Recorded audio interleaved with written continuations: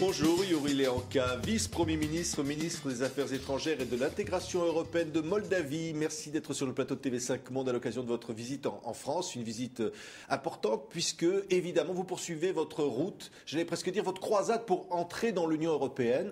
L'objectif, évidemment, c'est l'intégration, mais on n'est pas encore là. Je suis ravi de revenir à Paris et de revenir à TV5.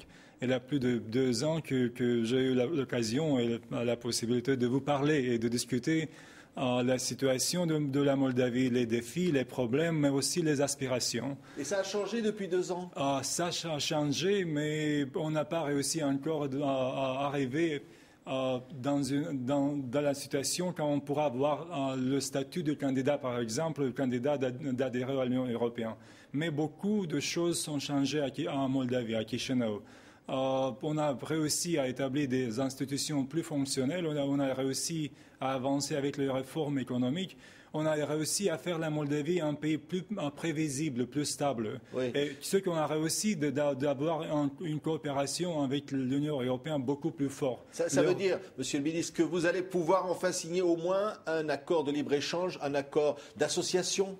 C'est-à-dire que l'objectif pour le novembre de cet an, c'est de signer à Vilnius, pendant le sommet de partenariat oriental, l'accord sur l'association avec l'accord sur le libre-échange. Et aussi d'obtenir pour les citoyens moldaves la libéralisation du régime de visa. C'est-à-dire que d'avoir la possibilité de voyager dans les pays membres de l'Union européenne sans visa pour une période de 3 mois. Ça sera signé en septembre, ça. C'est un objectif. C'est un objectif. Oui. Sur le visa, c'est peut-être on pourra avoir la déclaration de la Commission européenne que la Moldavie est prête on a rencontré tous les critères, tous les standards et toutes les demandes présentées par la Commission européenne. Ça veut dire qu'en France, où vous êtes aujourd'hui, Monsieur le ministre, vous obtenez le soutien réel alors que l'Europe est en crise, bientôt 28 avec l'entrée de la Croatie en juillet et toutes les difficultés que ça peut laisser prévoir. Vous avez un vrai soutien?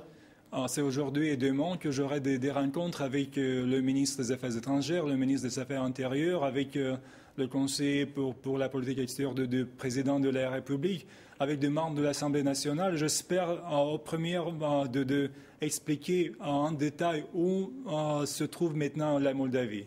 Oui, c'est vrai, nous avons toujours des difficultés, nous avons toujours des défis, toujours des problèmes. Mais la Moldavie a réussi d'établir une sorte d'histoire de succès. Et pour réussir, pour faire la Moldavie un pays normal, européen, fonctionnel, on a besoin, dans cette période critique, de soutien des pays membres de l'Union européenne. En ce cas, pour nous, le soutien de la France. Et peut-être il est à qui décisif. Ce soutien, Monsieur le ministre? Vous l'avez, le soutien de la France?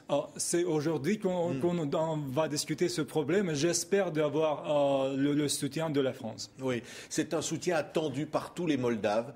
Les Moldaves sont pro-européens. Est-ce qu'ils ressentent ça comme une sorte d'injustice, finalement, le fait de ne pas être européen alors que la Roumanie voisine l'est devenue? Notre frontière avec la Roumanie, c'est aujourd'hui la frontière avec l'Union européenne.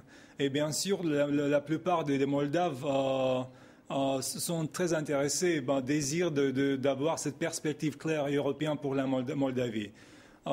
C'est un intérêt pas seulement politique, c'est un intérêt économique, c'est un intérêt d'avoir la possibilité de voyager sans visa. C'est le sentiment d'injustice parce que, par exemple, dans les Balkans, des pays le deviennent européens. C'est un sort de sentiment d'injustice, peut-être, mais d'autre côté, on comprend que pour avoir cette perspective, il doit mettre en action les réformes. Pas seulement d'avoir l'image des Européens, mais de réagir, d'activer comme les autres Européens. Pour nous, c'est très important d'apporter les valeurs européennes, les standards, les pratiques, c'est-à-dire de construire un système politique qui est comparable avec le système en France, c'est-à-dire d'avoir un système où les citoyens sont protégés par la loi, par les instituts de l'État. Nous ne sommes pas encore dans cette situation, mais c'est pourquoi c'est très important de voir que le verre est déjà rempli. Oui. C'est important de voir que la Moldavie est sur le choix correct